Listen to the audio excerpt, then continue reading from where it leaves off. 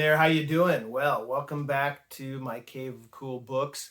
Today I just wanted to do a short, little, by my standards anyway, announcement video for PI in July, Private Eye in July. This is a very cool, newish reading event. It was created last year in July 2025 by Jim at Mystery and Mayhem, the estimable Jim, who is extremely knowledgeable about this particular genre of books, as well as many others. And he kindly invited me to be a co-host this year for 2026. And I'm very thankful for that. I'm happy to be taking part in it. Last year, I kind of unofficially joined in. I kind of bogarted my way in. I did a shelf tour of my miscellaneous private detective fiction that I had here. I'll try not to repeat that today too much in this video. I'll try to show a few different things that I maybe didn't have last year. But I will link that previous video from last year down below, as well as another review I did of a Michael Shane mystery, Mermaid on the Rocks. I did that also to contribute for Private Eye in July last year.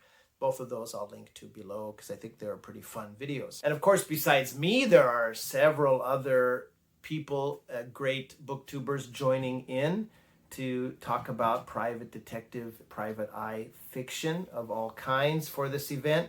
And I know Jim, along with some help from Roy at Roy Reads Anything, came up with this pretty nifty little bingo card of prompts. Now, I don't have a huge variety of private eye fiction in my personal collection here in Japan. I've read tons of it over my life, and I could probably, put my hands on some things that will fit some of these bingo card prompts, but I won't be able to do all of them. Sorry, Jim. But I do want to talk about them, and hopefully various other people who want to join in on this event, whether you're a booktuber or just a viewer, a regular reader, help yourself and please do so and enjoy it. Now, certainly I can do this one. Screen PI, watch a movie or TV show featuring a private eye.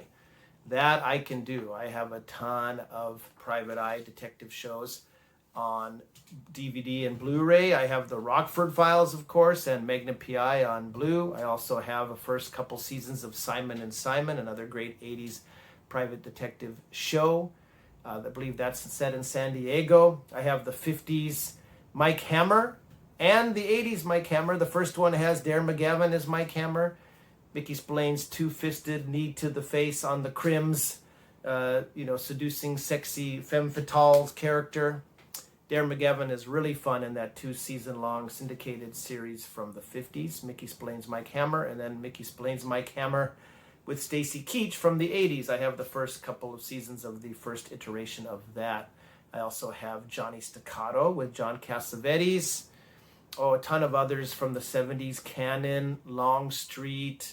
I have Matt Houston from the 80s, another very fun, at least in the first season, private eye show from the 80s. I also have, what else? Banachek. And a ton. I have a ton of things, so I could easily fulfill that particular prompt, no problem. Then historic PI, and again, PI is short for private investigator, often termed private eye, EYE for short form. Sherlock Holmes, Nick Carter, etc. Private eyes from the pre-classic era. I know I have some short stories of other private detectives or private inquiry agents that I can include here, including things like Martin Hewitt or Dr. Thorndyke, Sexton Blake, the blind detective Max Carados, etc. There's a ton of those. And of course, I could always read some Sherlock Holmes if I wanted to. I always feel weird including Sherlock Holmes as a private detective, but he is a private detective. He's not the kind we think of with the fedora and the trench coat and the blazing .45 revolver, or pistol, but he is a privately employed investigator, so he is definitely a PI. Fantastic PI is the next prompt on the bingo card. Sci-fi or fantasy-based private eye, or one who investigates the supernatural. Now, this is overlapping with Occult Detective October, which I took part in last year as well. Occult detective fiction is probably just about my favorite genre mashup kind of fiction. I love that kind of Kolchak the Night Stalker, Karnacki the Ghost Finder sort of thing. So I'll be able to find something cool to fit that for sure, I'm guessing. Private Eye tie-in. Read a movie or television tie-in or novelization featuring a private eye. I don't believe I have anything that can fit that. So if you do, though, please leave me a comment below or mention what you might try to read in that particular prompt or that particular part space on the board, on the bingo card. Classic private eye, celebrating the traditional private eye in fiction from the 20s to the 60s. Now that I can certainly manage. I have quite a few of those here. I'll talk about those as well. International PI, private eye based anywhere in the world besides the US or England. That might be a little difficult in my current situation, but we'll see what I can come up with. Graphic PI, private eyes in the comics. Nathaniel Dusk, Jessica Jones, and many more. I don't believe, unless you stretch to say Batman is a private detective, then that might be acceptable. I don't otherwise, or Nightwing. Otherwise, I wouldn't have anything that would qualify currently on hand. Suppose you could say Hellboy is kind of a investigator, although he's not private. He works for a kind of unofficial government organization. Anyway, that one probably I'll have to give a pass. Modern PI, featuring the varied and diverse private eyes that followed the classics from the 70s onward. I might have a couple that are more modern. I'll see what I can find. I certainly would have on the Kindle, so I'll see what I can come up with in ebook form. And finally, Hometown PI. Find and read a private eye story set in or near your hometown. Well, I was born in Seattle, so the closest I would have would be one of these Richard Hoyt, John Denson detective novels. 30 for a Harry, kind of soft-boiled detective. He's not a fighting, tough, two-fisted Mike Hammer sort of PI, John Denson. But this one is set in revolving around newspaper business in Seattle. After that, John Denson moves down. He spends a little while in Seattle, and then he ends up relocating to Oregon, somewhere near Portland in the more countryside area. And then I have, of course, Who and Bigfoot. I have a few others online. I think the Siskiyou and a couple others, John Denson mysteries. He's kind of a hippie,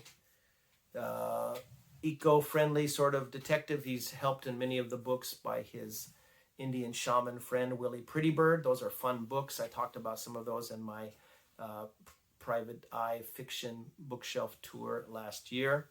I guess that would be the closest equivalent for me for finding a hometown PI. All right, so that's the bingo card. It's pretty cool. Lots of interesting prompts. I don't believe Jim is going to, twist your arm and shine the light in your eyes and ask you where you were on the night of the 13th in some sort of tough interrogation with a blackjack in his hand.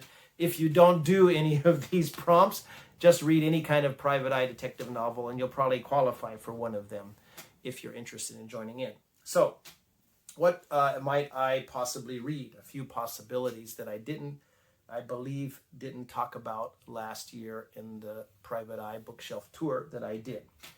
So I have a couple of these big book of this Black Lizard big book of Black Mask stories, and certainly Black Mask had a lot of noir stories, crime stories, but a lot of private detective stories, including, I believe this one has the original kind of pulp publication version of Dashiell Hammett's The Maltese Falcon, plus a ton of other stories by big guns like, Frederick Brown and Earl Stanley Gardner and George Harmon Coates and Frederick Nebel, Lester Dent, the creator or one of the creators of Doc Savage, Wyatt Blassingame, Talmadge Powell, Richard Sale, Brett Halliday, William Campbell Galt.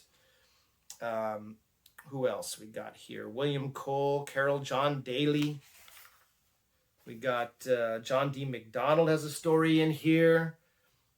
And who else? Norvell Page, Hugh B. Cave, Norbert Davis, Horace McCoy, Frank Gruber, Ray Cummings, Cornwell Woolwich, C.M. Kornbluth. We've got a really cool laundry list of authors associated with pulp crime and hard-boiled detective fiction in there. And I also have this big book of pulps. Now, I've been meaning to do, this is a fairly new arrival, got it a few months ago. Massive freaking thing, big phone book size. And this one, while it's not just, it's a lot of it's crime fiction or police procedural stuff in the hard-boiled 40s, 30s, and 40s school, there will be some private detective stuff in here. And again, you have a lot of the same people that I mentioned before. Very cool stories, and I'm sure I'll find something in there that could fit as well. Now, when it comes to another collection I have, this was a long-running series, and I only have volume 4, and this is First Cases. Now, I must have picked this up on some used bookstore run several years back on one of my trips back to the States. So this has 13 different crime writers in the debut story. I guess it's supposed to be the idea behind this series is that it's the first case of their particular detectives. So let's see. With the concept that can't miss, the First Cases series has celebrated the first short story appearances of famous fictional detectives. Now, in this fourth and final collection, see how your favorite characters got their start and almost met their end. So I'll just read you a little bit of what they talk about here. Of course, they talk about Mickey Spillane, J.A. Jansen, Judith Van Gayson, and 10 others. Edited by Robert J. Randizzi, who knew his way around crime fiction for sure. Walk the lonely streets of the Big Apple with Mickey Spillane's legendary Mike Hammer, and belly up to the bar with Michael Collins's Slot Machine Kelly. That's a pulp detective, a guy if you've ever heard one. Ride along with Stuart Kaminsky's Chicago police detective Abe Lieberman and J.A. Jansen's Seattle detective J.P. Beaumont. Let Judith Van Gayson lure you to the Southwest with lawyer Neil Hamill and visit the California courtrooms of Leah Matera's Willa Jansen. Get the scoop from journalist Irene Kelly, courtesy of Jan Burke, and crack PI Blaine Stewart's first case in Sharon Zukowski's never-before-published short story debut. From classic to contemporary cozy to hard-boiled to historical, these 13 top-rate tales clue you in to the early years of 13 first-class crime fighters.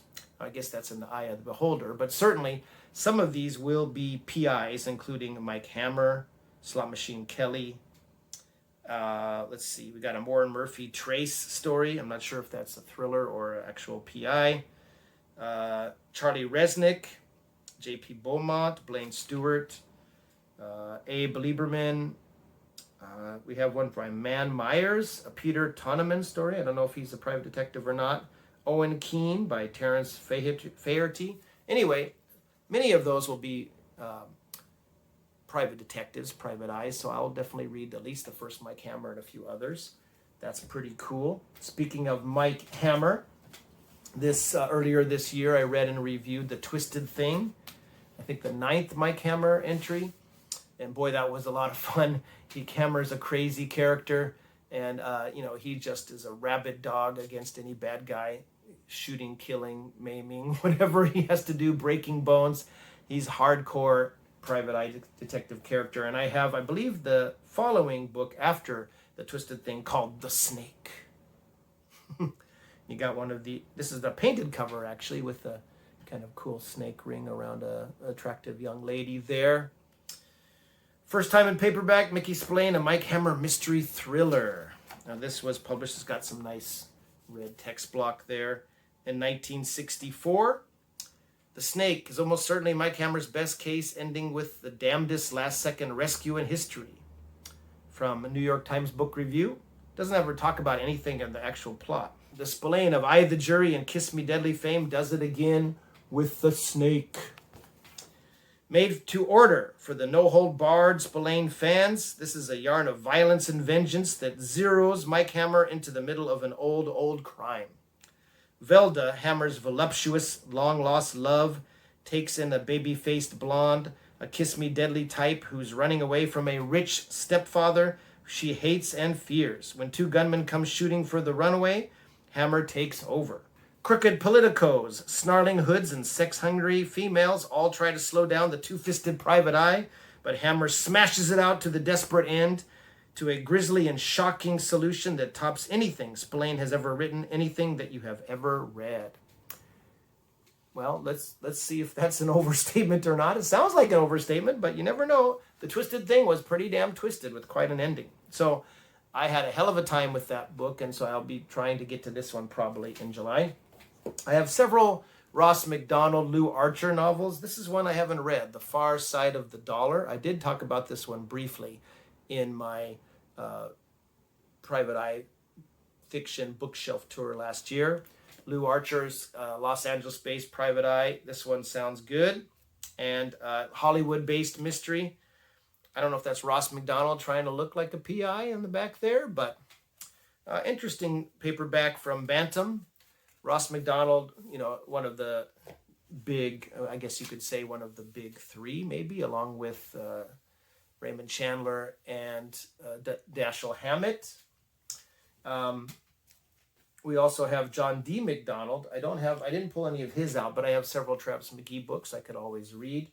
Speaking of Raymond Chandler, I have several of his Philip Marlowe novels back home in storage, but the only one I have here is one that came courtesy of the very kindly and great booktuber Jules Burt, who sent me, when I ordered some Penguin Travel and Adventure Cerise paperbacks, vintage paperbacks from him. He threw in some green penguins for free, and this is one of them, The Lady in the Lake, in a green penguin edition by Raymond Chandler. I've read this one many, many years ago. It's very good, as are all of Raymond Chandler's Philip Marlowe novels.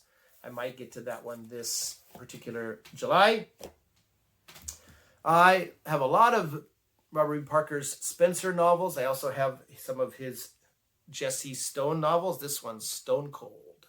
This one has a kind of, what do they call it, a step back cover, but it just goes to some kind of blurbs there. I've read this one before, so I won't read it again, but I do like this series. It's not as good as the Spencer series.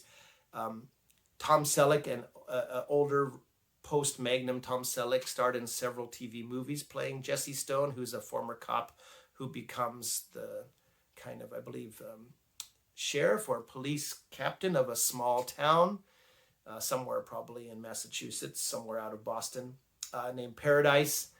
The book Jesse Stone, those movies are really good with Tom Selleck, by the way, very brooding, and the books are a little more lively, a little more fun, but there Jesse Stone is a former professional baseball player whose injury sidelined him, and he's since become a cop, has a little problem with alcohol addiction, etc., like a lot of PIs do. Good mysteries, fun in the typical Spencer vein, a little different, little bit less smart ass Jesse Stone is than Spencer, but only a little bit. It's got that very swift and slick writing style that Robert B. Parker is known for.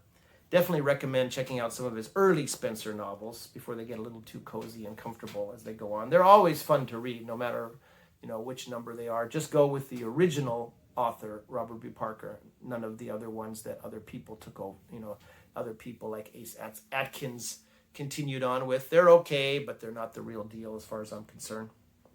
I have a couple of Nero Wolfe, Rex Stout books, and of course, Nero Wolfe is more of like a traditional detective, I suppose, but his leg man, Archie Goodwin, is very much in the Private Eye vein, going out, interviewing suspects, getting in fights and shootouts, etc. Very cool mysteries, and I might read this one, Black Orchids, a Nero Wolfe mystery. And again, this is a Bantam edition. Pretty handsome looking paperback volume there. Another one I showed off in a previous video, not my private detective video, but speaking of George Harmon Coates, this is Murdoch's Acid Test. This is a map back. I believe I showed this off in a kind of mystery-focused video in the past, maybe earlier this year. And it's fairly fragile condition, so I'll put it back in its baggie after this. But it says the Barotique Mystery, but Murdoch's Acid Test is the actual title. And Murdoch, I believe, is a newspaper photographer / Private Eye, and he's on his honeymoon on this island and gets involved in a mystery. That looks cool. Kind of more modern, but set in that prime 30s, 40s PI era that we think of when we think of movies like Chinatown and Farewell My Lovely and all that. The Toby Peters series by Stuart M. Kaminsky always deals with some real life figures in Hollywood or in the underbelly of crime, or in Washington, or in the government during these books, and they're pretty fun and interesting. This one is Buried Caesars, and you'll see the Thin Man right there, copy of the Thin Man book, and it looks like George MacArthur on the cover. One of the sprightliest in the series, says Time. So, shortly after Hollywood private eye Toby Peters receives a call from General Douglas A. MacArthur. He is whisked to the palatial military headquarters by Army escort. The general is planning a political career. His wartime successes have made him a popular enough figure to shoot for the U.S. presidency. So obviously this is set after World War II, maybe in the late 40s. But one of his aides has absconded with the money MacArthur had been planning to use to launch his campaign, as well as with papers that could destroy the general's plans to take and occupy the White House. Peters is helped in his search for the aid by an ex-Pinkerton operative looking for a way to kill some time in sunny California, a man by the name of Dashiell Hammett. When the aide turns up dead, the two detectives trace his business to the mysterious Mr. Pentucky, a desert tycoon who has his own very special plans for the future of America. When Hammett is kidnapped by Pentucky's torpedoes, Peters must act alone and fast. And then the Houston Chronicles little blurb here. If you like your mysteries Sam Spade tough with tongue-in-cheek and a touch of the theatrical, then the Toby Peters series is just your ticket. Anyway, interesting. I think I showed this one often last year, but this is Anthony Boucher, The Case of the Solid Key. This is a Fergus O'Brien murder mystery. He's a private detective. This is a cool Pyramid Books edition. Murder breeds murder with the killer nobody wanted to find. And finally, I'll maybe try to get to this cool edition that Nick at the Book Graveyard sent me in a package, a nice book mail package last summer, and that is Murder on the Line, formerly known as High Red for Dead. This is a Mohawk Daniels mystery by William L. Rohde. I'm guessing it's Rohde. Second big printing. Very cool vintage paperback there. This is a gold medal book. First printing 1951, second printing 1957. So this might be the 1957 edition, but still, that's a pretty old book. Pretty fun blurb on the back. You'll have to take off your clothes to do that, the old man with the goatee said. Private Detective Mohawk Daniels stood there frozen. I only want to talk to the young lady, he repeated. What sort of place is this? The old man laughed. We belong to the World Society of Sunners, he said. We're just healthy, normal people at the camp. We break no laws, and you must not break ours. I repeat, no clothes are worn here. Okay, Daniels began to unknot his tie. I'll strip and you bring in the young lady. Looks like fun. I'm going to definitely try to read this one. That is Murder on the Line, formerly known as High Red for Dead. Okay. Well, that concludes this little, not so little, announcement video and pile of possibilities for what I might read for PI in July, Private Eye in July, a great BookTube event. I hope you join in. So please let me know in the comments below if you're planning to join in the festivities this year, the PI festivities. I hope you will. Until next time, in the next video, I will see you. Take care and happy reading.